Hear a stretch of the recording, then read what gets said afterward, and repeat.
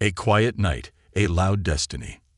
The streets of Hazelwood hummed with the stillness of the night, an eerie contrast to the usual suburban chatter. Officer Angela Davis adjusted her side mirror, glancing briefly at her reflection. Her dark brown eyes, framed by her navy blue cap, carried a weariness that came from years on the job. The dashboard clock blinked softly. 12:03 a.m., the end of her shift loomed close, and all she wanted was to sink into her worn couch, sip her favorite tea, and let the weight of the day melt away. But peace often eluded those in her line of work. The radio on her dashboard crackled to life. Unit 4, we've got a report of a juvenile walking alone near Ash and 14th. No guardian in sight. Could you check it out? Angela sighed, the fatigue settling deeper into her bones. Copy that, dispatch. I'm on my way, she responded, her voice steady despite her exhaustion. The cruiser's engine purred softly as she turned onto Ash Street, her headlights cutting through the thick blanket of night. The houses on this stretch were modest, their facades worn but cared for. Faint glows from porch lights revealed neat rows of flower pots, though some lawns had surrendered to neglect. Angela's keen eyes scanned the sidewalks, alert for any movement. Then she saw him. A small figure trudged along the cracked pavement, his steps slow and deliberate. The boy, no older than 10 or 11, was dwarfed by a tattered hoodie that hung loosely on his small frame. His jeans, scuffed and frayed at the knees, spoke of countless falls on rough playgrounds or gravel roads. His sneakers, once white, were now a patchwork of dirt and peeling rubber. He walked with a strange mix of purpose and aimlessness, as though he knew where he was headed but doubted if he wanted to arrive. Angela slowed the cruiser to a crawl and rolled down her window. The chill of the autumn night seeped in, but her focus remained on the boy. "Hey, kid," she called out, her tone firm but laced with warmth. "What are you doing out here so late?" The boy froze mid-step, his shoulders stiffening. He turned slightly, as if weighing his options, flee or face her. After a moment, he turned fully, and their eyes met. The soft glow of her headlights illuminated his face, a mixture of defiance and fear etched into his features. His dark eyes, wide and searching, seemed to peer straight through her. "I'm just walking," he mumbled, his voice barely above a whisper. Angela frowned, putting the car in park before stepping out into the crisp air. Her boots crunched against the gravel as she approached cautiously. She didn't want to startle him further. "Walking at this hour? Alone?" "That's not safe, kid," she said, her voice softer now. "Where's your family?" The boy shrugged, his gaze dropping to the ground. His hands were shoved deep into his hoodie pocket, and his slight frame seemed to curl inward, as though he wished he could disappear. Angela noticed the state of his shoes, the way his hoodie was too large, likely a hand-me-down from someone much older. He exuded neglect, but she resisted the urge to assume. Jumping to conclusions often led to mistakes. "What's your name?" she asked, crouching slightly to meet his eye level. "Caleb," he muttered, barely audible. "All right, Caleb," Angela said, her tone gentle. "I'm Officer Davis. Are you lost?" He shook his head, but the gesture lacked conviction. His eyes darted to the side, avoiding her gaze. "Then where are you headed?" she pressed. This time, Caleb hesitated. His lips parted as though he wanted to speak but couldn't find the words. Angela waited patiently, giving him the space he needed. Finally, he exhaled shakily and spoke, his voice fragile but steady. "I'm looking for you." Angela blinked, taken aback. "Looking for me," she repeated, unsure if she'd heard him correctly. Caleb nodded, his expression unwavering. "Yeah, you're my mom." For a moment, time seemed to stop. Angela stared at the boy, her brain struggling to process his words. The certainty in his voice was startling, as though he had rehearsed this moment 1,000 times. She searched his face for familiarity, but there was none. "I think you've got the wrong person," Angela said, her voice faltering slightly. "I'm not your mom, Caleb."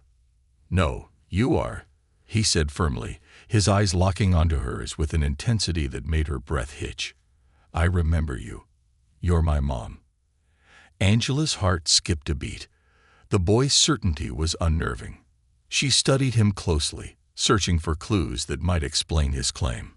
His features were unfamiliar, but there was something in his eyes, a depth of emotion, a raw vulnerability, that tugged at her. I don't think that's possible, she said carefully. You might be confusing me with someone else. Can you tell me more about why you think I'm your mom? Caleb hesitated again, his small frame trembling slightly as a gust of wind swept through the street. You were there, he said finally. At the shelter. I remember you. You took care of me when I was little, and then you left. Angela's stomach twisted. She had volunteered at a local children's shelter briefly during her college years. It had been a fleeting experience, one she'd set aside as life moved on. Could this boy somehow be connected to that chapter of her life? You've got me confused with someone else, she said gently, though uncertainty gnawed at her. I volunteered at a shelter a long time ago, but I don't think I. You did, Caleb interrupted, his voice rising with emotion. You used to call me champ. You played games with me and told me stories before bed. You said I was special. You said you'd come back. The words hit Angela like a punch to the chest. She felt a memory stir, distant and blurred, of a small boy with big eyes and a shy smile. Could it really be him? Caleb, she began, her voice barely above a whisper. You promised, he said, his voice cracking. But you never did. Angela felt an ache deep in her chest, a mixture of guilt and disbelief. She hadn't thought about those days in years. Back then, she had been young, overwhelmed, and uncertain about her ability to make a difference. She hadn't realized that her brief presence had left such a lasting impression. I'm sorry, she said finally, her voice trembling. I didn't mean to leave you behind. Caleb's expression softened, but his eyes still held a glimmer of pain. It's okay, he said, though the words lacked conviction. I didn't know where else to go. Angela took a deep breath, her resolve hardening. She didn't know how this had happened, how their paths had crossed again after all these years. But one thing was clear. She couldn't let him down again. Come on, she said, standing and extending a hand. Let's get you somewhere warm. We'll figure this out together. Caleb hesitated, then slowly reached for her hand. For the first time that night, she saw a flicker of trust in his eyes. As they walked toward the cruiser, Angela knew her life had just taken a turn she wasn't prepared for. But as she glanced at the boy beside her, she felt an unfamiliar sense of purpose settle in her chest. She wasn't going to fail him this time. Fractured memories, fragile bonds. Angela drove in silence, her thoughts racing as she glanced occasionally at Caleb, who sat rigid in the passenger seat. The boy's small frame seemed to shrink further into the oversized hoodie, his gaze fixed on the passing streets outside the window.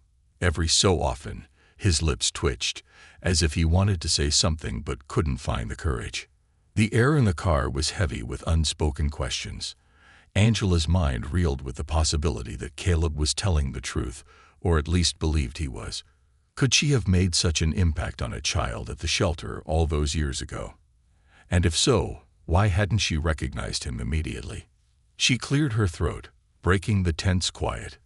Caleb, can you tell me more about the shelter? About when you think we met? He hesitated, his hands fidgeting in his lap. I don't remember everything, he said finally, his voice small. But I remember you. You used to play tag with us in the yard. You let me win sometimes, even when I wasn't fast enough. Angela smiled faintly, a vague memory stirring in the back of her mind. She had spent many afternoons in that yard, trying to bring moments of joy to children who carried far too many burdens for their age. Go on, she encouraged. You used to read us stories before bed, Caleb continued, his voice gaining a little strength. The other kids said it was boring, but I liked it. You made funny voices for all the characters. It made me feel Safe. Angela's chest tightened. The details he was sharing were too specific to dismiss. She hadn't thought much about her time at the shelter after she left, too focused on the demands of her police training and early career. But now, the memories were resurfacing, sharp and vivid. She remembered the shy little boy who always sat close to her during story time, his big eyes filled with wonder. "Do you remember when you left?" Caleb asked suddenly, his voice trembling. "You said you'd come back." Angela's hands tightened on the steering wheel. She had made that promise casually, not realizing how deeply it would be etched into a child's heart. "I'm sorry, Caleb," she said softly. "I didn't mean to break my promise. I didn't think I'd made that much of a difference." "You did," he said simply, his eyes glistening with unshed tears. "You were the only one who made me feel like I mattered." Angela felt her throat tighten as a wave of guilt washed over her. She hadn't known. She'd been so young, so caught up in her own doubts about whether she could truly help those kids.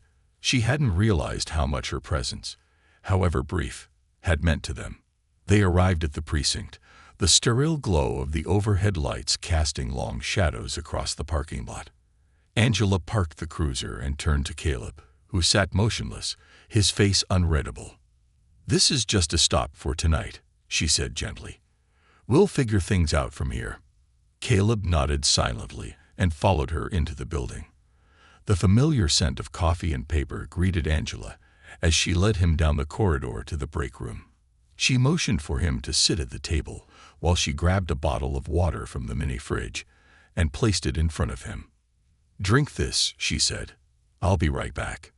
Caleb didn't respond, his eyes fixed on the table. Angela stepped out into the hallway, her mind racing. She needed answers, both for Caleb and for herself. Angela's first call was to the shelter she had volunteered at all those years ago. The phone rang endlessly before a tired voice answered. She introduced herself and explained the situation, her heart pounding as she waited for a response. "Caleb," the voice on the other end murmured thoughtfully. "Yes, I remember him. He was with us for a while, but he was transferred to another facility when funding cuts forced us to reduce our capacity. That was years ago." Angela's stomach churned. "Do you have any records of where he went?" There was a pause. "We might. It'll take some time to dig through the old files. But, Officer Davis, if this boy is reaching out to you, it means you left an impression. He always had trouble trusting people, but he talked about you a lot after you left." Angela closed her eyes, the weight of the words pressing down on her. "Thank you," she said quietly. "Please let me know if you find anything." Her next call was to Child Protective Services. The social worker assigned to Caleb's case sounded harried, her voice tinged with exhaustion as she explained the complexities of the foster care system. Caleb had bounced between several homes over the years, each placement temporary and fraught with challenges. "He's been labeled as difficult," the social worker admitted reluctantly. "Most of the families he's been with weren't equipped to handle a child with his emotional needs." Angela's jaw tightened. She had heard stories like this before. Children shuffled from home to home, each move chipping away at their sense of stability and self-worth. "What's his current placement like?" she asked. There was a pause. "It's not ideal, but it's the best we can do right now." Angela hung up, her frustration mounting. The system was failing Caleb, just as it had failed so many others. She couldn't shake the image of him, sitting quietly in the break room, his small shoulders weighed down by years of disappointment. When Angela returned to the break room, Caleb was still sitting at the table, the water bottle untouched. He looked up as she entered, his expression guarded. "What happens now?" he asked, his voice steady but laced with apprehension. Angela sat down across from him, meeting his gaze. "I'm going to help you," she said firmly.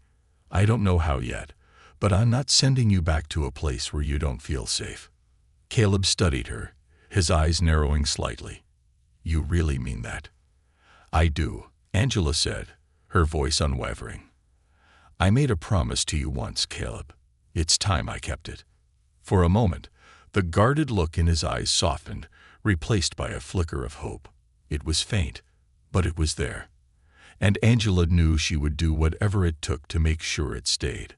Uncovering the past. The early morning light seeped through the blinds of Angela's modest apartment as she sat at her small kitchen table. Her laptop was open, a half-empty cup of coffee beside it. The screen glowed with a sparse search history, names of shelters, CPS case management portals, and records from her time volunteering years ago. Despite hours of searching, leads were sparse, and exhaustion clung to her like a second skin. Caleb slept on the couch in her living room, wrapped tightly in a blanket she'd given him. It was temporary, she kept telling herself, just until she could figure out where he could go. But something deep inside whispered that this was no ordinary case. Caleb wasn't just another lost child to her anymore. He was a link to a version of herself she thought she'd left behind, a version that believed she could make a difference in people's lives. Her phone buzzed on the table, jarring her from her thoughts. It was the shelter director she'd contacted earlier. "Officer Davis," the woman began, her voice heavy with age and weariness. "I found Caleb's old file." Angela sat up straighter, her heart thudding in her chest. "What did you find?" "It's sparse," the woman admitted, "but there's a note about his transfer to a group home upstate. He stayed there until he was 8, and then he started moving through the foster system. The records don't indicate why he was transferred, but it seems he had difficulty adjusting." "Do you have contact information for the group home?" Angela asked, grabbing a notepad and pen. "I do," the woman said, her voice hesitant. "But Officer Davis, be prepared. Group homes like that are often underfunded and understaffed. Caleb's experience there might not have been good." Angela swallowed hard, writing down the information. "Thank you," she said. "This is more than I had before." After hanging up, she leaned back in her chair, staring at the name of the group home scribbled on her notepad. Brookhaven House. Her gaze drifted to the living room. Caleb was still asleep, his face peaceful for the first time since she'd met him. She wondered what kind of memories he had of Brookhaven, and if any of them were good. Later that morning, Angela parked her cruiser in front of Brookhaven House. The building stood at the edge of a small rural town, its peeling paint and sagging porch a testament to years of neglect. The air smelled faintly of damp wood and rusting metal. She approached the front door, her boots crunching on the gravel path. A woman in her 60s, with gray-streaked hair pulled into a loose bun, answered the door. Her name tag read Mrs. Thatcher. "Can I help you?" Mrs. Thatcher asked, her tone brisk but not unkind. Angela introduced herself and explained why she was there. The woman's eyes softened at Caleb's name. "Caleb," she murmured as though testing the sound of it. "Yes, I remember him. He was a sweet boy. Quiet, but he had a spark in him when he wasn't overshadowed by the chaos." "What chaos?" Angela pressed. Mrs. Thatcher sighed, gesturing for Angela to follow her inside. The interior was dimly lit, the faint scent of cleaning supplies mingling with the lingering aroma of breakfast. A few children's voices echoed faintly from somewhere upstairs. "Brookhaven's always been underfunded," Mrs. Thatcher explained as they walked down a narrow hallway lined with faded photographs of children. "We did what we could, but there were too many kids and not enough staff. Some of the older boys, well, they took advantage of the younger ones. Caleb was a target for a while." Angela's stomach turned. "Why?" "He was small for his age, quiet, easy to push around," Mrs. Thatcher said, her voice tinged with regret. "But he wasn't weak. He stood up for the other kids when he could, even when it meant taking the brunt of the bullying." Angela's heart ached as she imagined Caleb, a little boy standing defiantly against forces much bigger than himself. What happened to him after he left here? Mrs. Thatcher shrugged. "He was transferred to foster care. I don't know where. Kids like Caleb, they slipped through the cracks." Angela nodded, her jaw tight. "Thank you for your time." As she turned to leave, Mrs. Thatcher called out, "If you find him, Tell him I'm proud of him." Angela paused, her hand on the doorknob. "I will." Back at her apartment, Angela found Caleb sitting cross-legged on the floor, flipping through an old photo album she'd left on a low shelf. His expression was distant, as though he were miles away.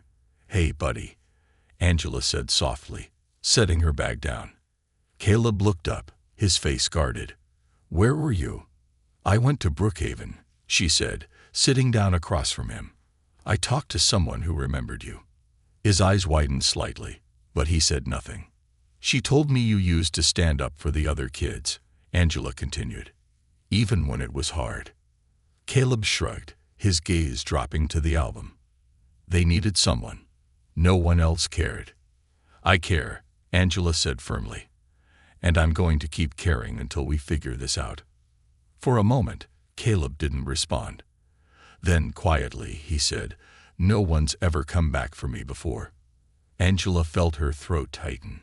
"Well, I'm here now, and I'm not going anywhere." That night, as Caleb slept on the couch again, Angela sat at her desk, poring over foster care records. Each new page painted a clearer picture of Caleb's life, one filled with loss, instability, and neglect. He'd been moved between homes more times than she could count, each placement ending in disappointment. One note caught her eye. "Caleb displays strong emotional resilience, but struggles with attachment. Has difficulty trusting adults." Angela leaned back in her chair, the weight of it all pressing down on her. Caleb had been let down by so many people, yet he found it in himself to trust her, even if only a little. She glanced toward the couch, where Caleb's small form was barely visible beneath the blanket. He deserved better than the hand he'd been dealt, and Angela was determined to give it to him. A chance for hope. Angela leaned against the kitchen counter, her eyes fixed on the steam rising from her coffee mug. The morning sun filtered through the blinds, painting golden streaks across the walls. Caleb was still asleep on the couch, his small body curled under the oversized blanket. She watched him for a moment, a tangle of emotions tightening in her chest. Protectiveness, guilt, and something else, a flicker of hope she hadn't felt in years. The faint sound of Caleb stirring broke her thoughts. He sat up slowly, his hair tousled, and his hoodie wrinkled from a night on the couch. He rubbed his eyes, blinking against the sunlight streaming through the window. "Morning, champ," Angela said softly, offering him a small smile. Caleb's lips twitched, but he didn't quite smile back. "Morning," he murmured, his voice thick with sleep. "Hungry?" she asked. He nodded hesitantly. Angela set a plate of scrambled eggs and toast in front of him a few minutes later. He ate slowly, his movements careful, as though he didn't trust the food would keep coming. She noted the way he avoided meeting her eyes, his shoulders tense. "Caleb," Angela said gently, sitting across from him, "I want to talk to you about what comes next." His fork paused midair, and he looked at her warily. "You're sending me back, aren't you?" Angela shook her head firmly. "No. I told you, I'm not sending you back to that place. But I need to figure out what's best for you. That might mean finding a new home, or working with someone who can help us figure things out." Caleb set his fork down, his hands curling into fists in his lap. "It doesn't matter," he said, his voice low. "They're all the same. Nobody wants me." "That's not true," Angela said, leaning forward. "I want to help you, Caleb. I'm not going to let you fall through the cracks again." He glanced at her, his eyes filled with doubt. "You don't have to pretend. I get it. People always say they'll help, but they never do." Angela's heart ached at the bitterness in his voice. "I'm not pretending," she said firmly. "And I'm going to prove it to you." That afternoon, Angela called in a favor from an old friend, Teresa Mitchell, a social worker she'd worked with on a few cases in the past. Teresa was known for her tenacity and her ability to navigate the complexities of the foster care system. "Angela, it's been a while," Teresa said when they met at a small cafe downtown. Her warm smile was a welcome contrast to the cold January air. "Thanks for meeting me," Angela said, shaking her hand. I need your help with a kid I've taken in temporarily. His name's Caleb. Teresa's brow furrowed. Caleb, what's his situation? Angela explained everything. The late-night call, Caleb's claim that she was his mother, and the heartbreaking details of his journey through the system. Teresa listened intently, her expression growing more serious with each word. He's been through a lot, Teresa said when Angela finished. It's no wonder he latched onto you. You were probably one of the only constants he's ever known, even if it was just for a short time. Angela nodded. I don't want him to go back to the foster home he came from. He says it's not a safe place, and I believe him. Teresa sighed. That's a common issue. A lot of these homes are overwhelmed and under-resourced. But finding a new placement isn't easy, especially for an older child. What about adoption? Angela asked, her voice hesitant. Teresa tilted her head, studying Angela carefully. Are you thinking about adopting him? Angela hesitated. The idea had been circling in her mind since she'd met Caleb, but she hadn't fully admitted it to herself until now. I don't know, she said honestly. But I can't just hand him back to the system and hope for the best. He deserves better. Teresa nodded slowly. It's not an easy road, Angela. But if you're serious about this, I can help you navigate it. Angela felt a surge of determination. I'm serious, she said firmly. I owe it to him. When Angela returned home, Caleb was sitting on the floor, flipping through an old comic book she'd found in a box in the closet. He looked up as she entered, his expression guarded. How'd it go? He asked, his voice casual, but Angela could hear the underlying tension. It went well, she said, sitting on the couch. I talked to a friend who's going to help us figure things out. Caleb frowned. Figure what out? Angela leaned forward, resting her elbows on her knees. Caleb, I don't want to send you back to the system, but I also don't want to make promises I can't keep. I'm trying to find the best way to make sure you're safe and cared for. He looked at her, his dark eyes searching hers. Why do you care so much? Angela smiled faintly. Because I should have cared more back then. Because you deserve someone to care. For a moment, Caleb said nothing. Then he nodded, a small, almost imperceptible movement. It wasn't much, but it was a start. Over the next few days, Angela worked tirelessly to gather the paperwork and documentation Teresa said she'd need if she wanted to pursue guardianship or adoption. It was a daunting process, but every time she looked at Caleb, she felt her resolve strengthen. She also spent more time getting to know him. They played board games, watched movies, and talked about his favorite books. Slowly, Caleb began to open up, sharing pieces of his past in hesitant, halting sentences. One evening, as they sat on the couch watching a nature documentary, Caleb turned to Angela and asked, "Do you think I'll ever have a real family?" Angela swallowed hard, her throat tightening. "I think you already do," she said softly. "It might not look like what you imagined, but family isn't about blood. It's about who shows up for you." Caleb looked at her, his eyes glistening. For the first time, she saw a flicker of hope in his expression, a fragile, tentative hope that she was determined to nurture. Bridging the gap. The wind howled against the windows of Angela's apartment as a winter storm rolled in. Snowflakes swirled in chaotic patterns, their beauty masking the biting chill outside. Inside, Angela sat at the dining table, her laptop open, and stacks of papers spread around her. The adoption process was more complex than she'd imagined. Guardianship hearings, background checks, home inspections. It was a maze of bureaucracy. But every time she thought about Caleb's face, the determination in her chest hardened. Across the room, Caleb was on the floor with a puzzle. It was one of those 1,000-piece landscapes she picked up for him, thinking it might help him unwind. He worked quietly, his brow furrowed in concentration, but Angela noticed the way his eyes flicked toward her every so often. He was watching her, waiting, always waiting. For what, she wasn't entirely sure, but it made her want to move faster. Angela set down her pen and crossed the room, sitting down beside him on the floor. "That's a tough one," she said, gesturing to the puzzle. "You've got more patience than I do." Caleb shrugged, carefully fitting a piece into place. "It's just a puzzle." "Maybe," Angela said, leaning forward, "but not everyone sticks with it when it gets hard." He glanced at her, his lips twitching into a faint smile. "You think this is hard? Try living with 12 other kids who all want your stuff." Angela's smile faltered. Caleb rarely spoke about his time in the system, but when he did, his words carried a weight that broke her heart. "Do you miss any of them?" she asked gently. He shook his head, his focus returning to the puzzle. "Not really. Most of them didn't like me.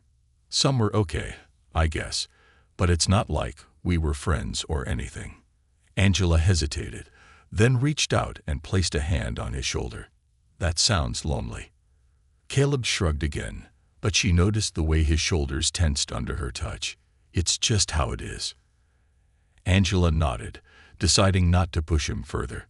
She knew trust took time, and Caleb had every reason to be cautious, but she was determined to show him that he didn't have to face things alone anymore.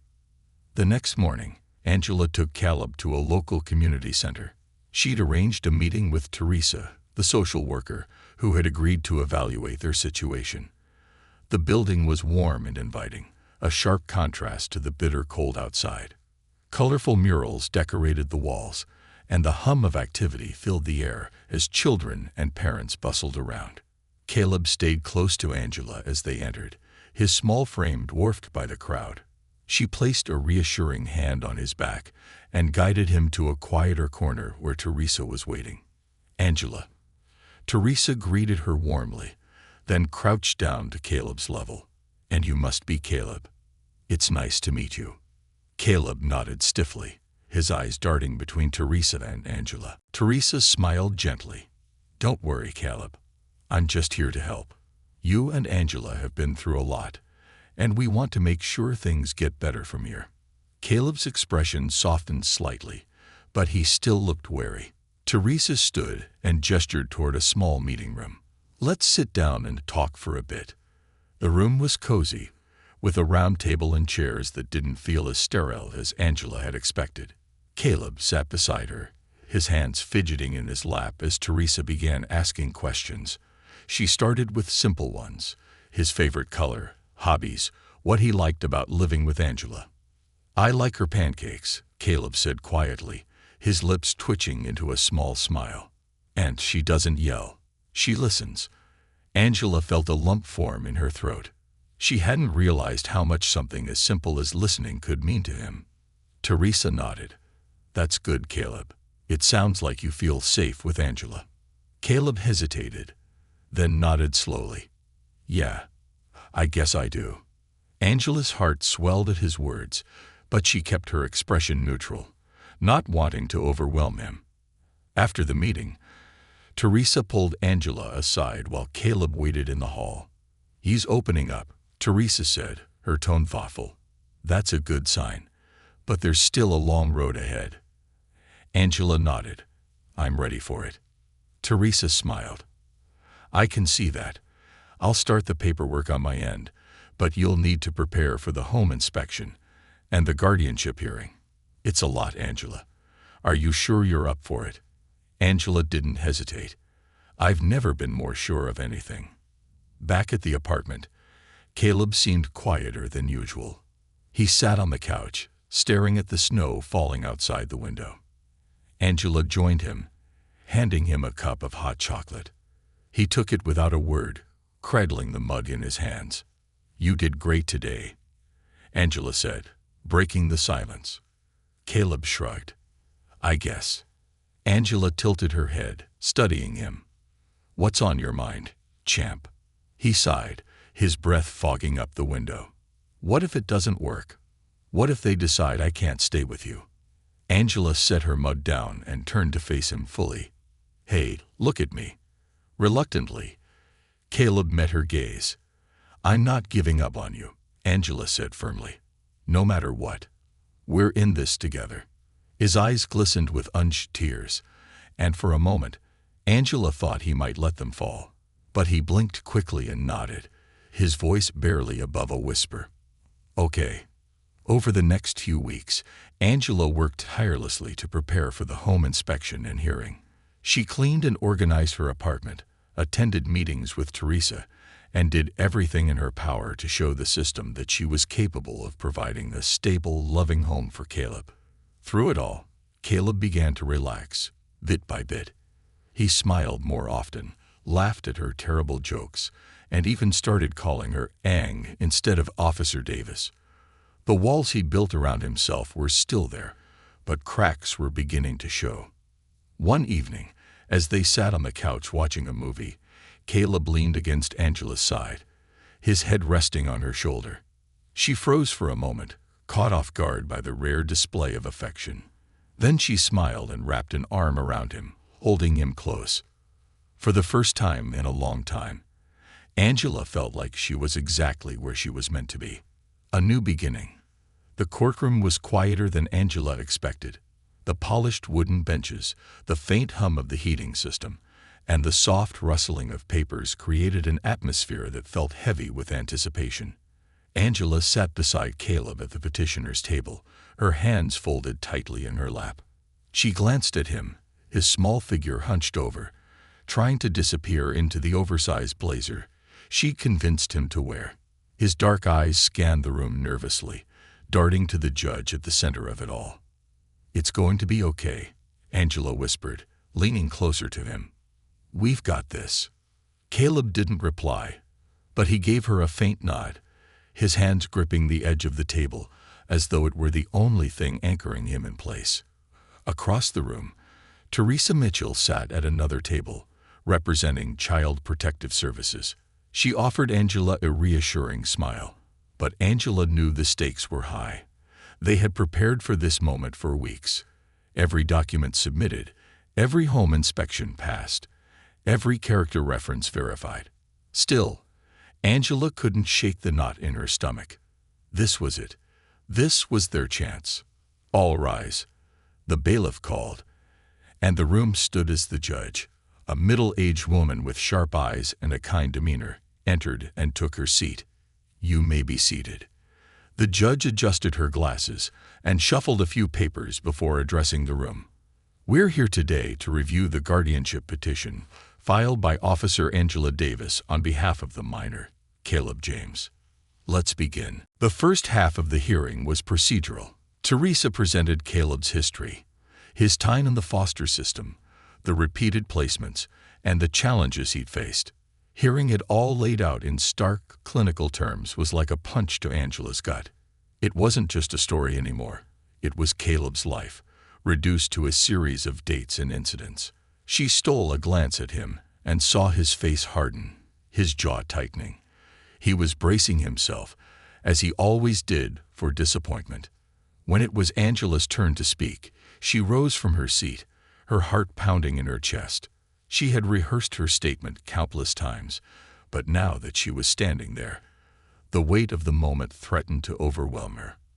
"Your Honor," she began, her voice steady but soft, "I spent most of my career as a police officer, dedicating my life to serving and protecting others.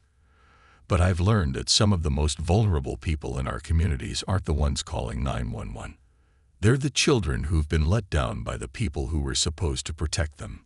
She paused, glancing at Caleb, who looked up at her with wide eyes. "Caleb is one of those children," Angela continued. "He's been through more in his young life than most of us could imagine. And yet, despite everything, he's still here.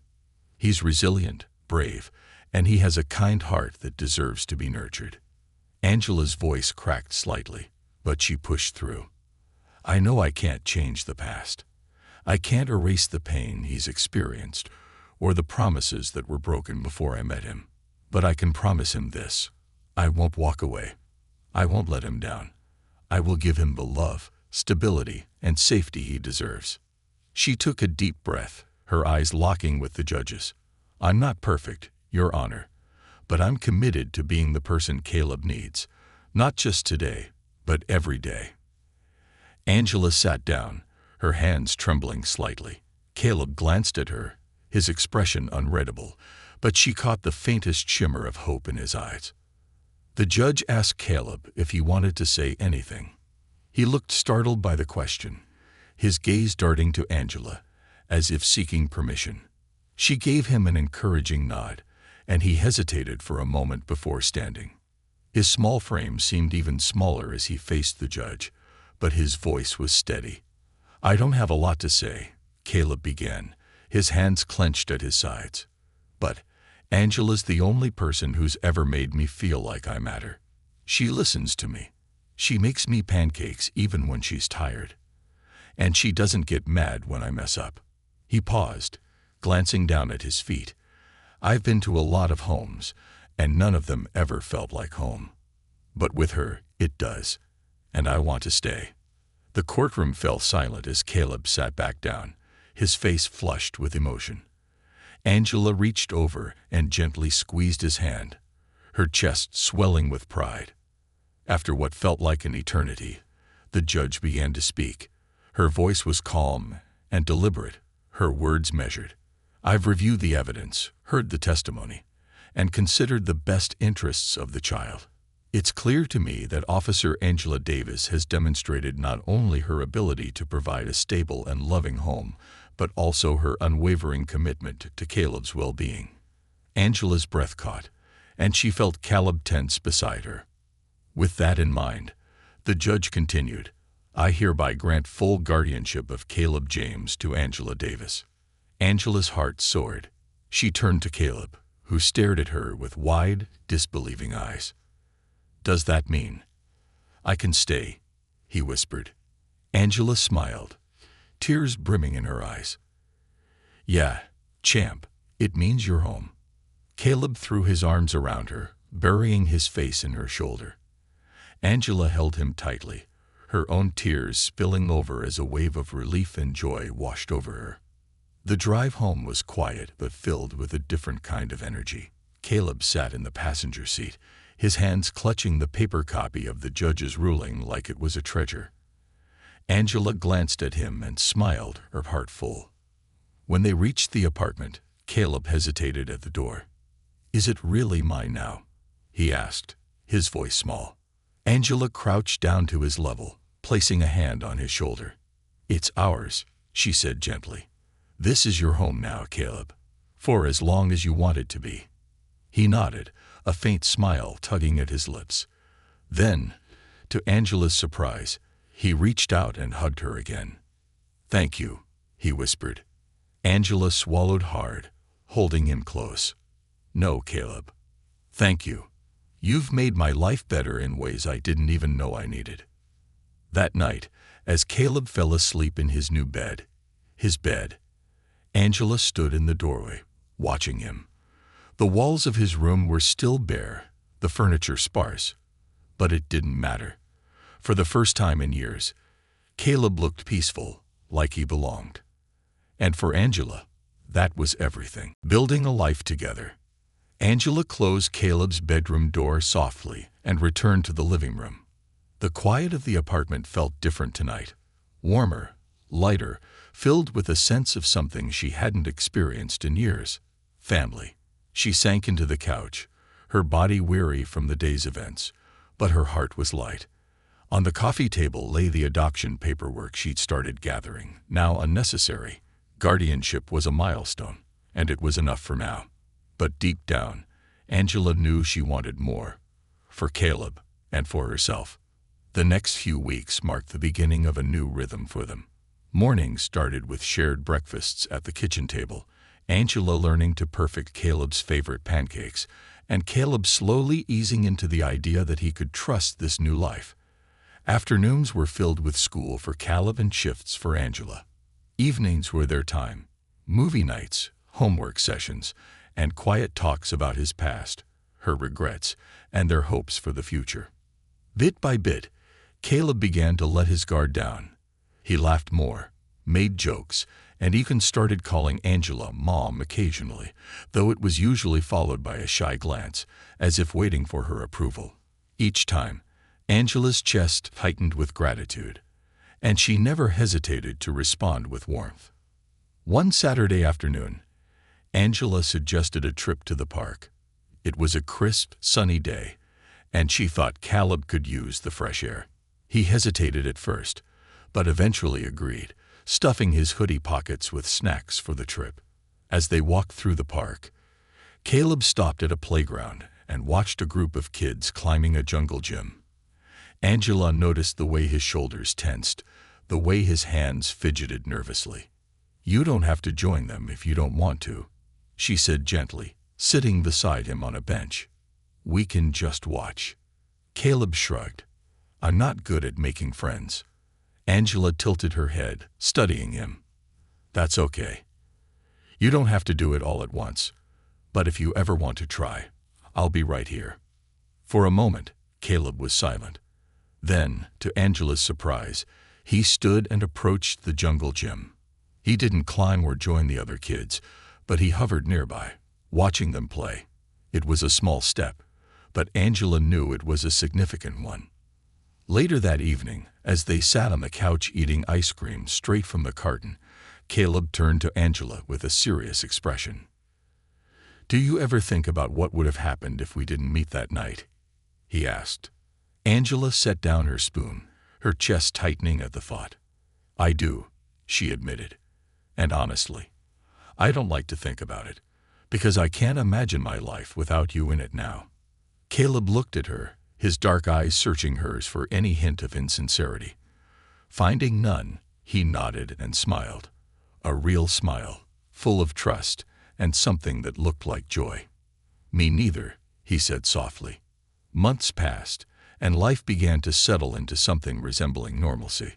Caleb thrived at school, surprising even himself with his love for science and reading. Angela watched with pride as he grew more confident, his shoulders straighter, his laughter louder. One evening, as they sat together flipping through an old photo album Angela had pulled from storage, Caleb paused on a picture of Angela in her early police academy days. She was young and bright-eyed, standing beside her squad car with a look of determination on her face. "You look happy," Caleb said, glancing at her. "I was," Angela said, smiling at the memory. "But not as happy as I am now." Caleb raised an eyebrow, skeptical. "Really? With me around?" Angela laughed, wrapping an arm around his shoulders. "Especially with you around." 1 year to the day after Caleb had walked into her life, Angela found herself back in court.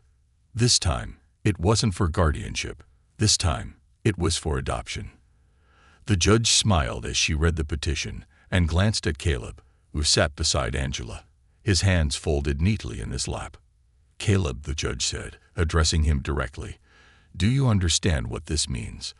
That Angela will officially be your mother, forever." Caleb nodded, his voice steady as he replied, "I understand. And is that what you want?" Caleb looked at Angela, his eyes shining. "Yeah, it's what I've always wanted." Angela blinked back tears as the judge signed the final document. The gavel came down, and it was official. Caleb was hers, and she was his. That evening, they celebrated with pizza, ice cream, and a movie marathon. As Caleb fell asleep on the couch, his head resting against Angela's shoulder, she felt a profound sense of peace. This journey hadn't been easy, for either of them. But together, they'd built something strong, something lasting. They'd built a family. As Angela looked down at Caleb, his face peaceful in sleep, she whispered, "You saved me, too, champ." And for the first time in years, Angela felt whole.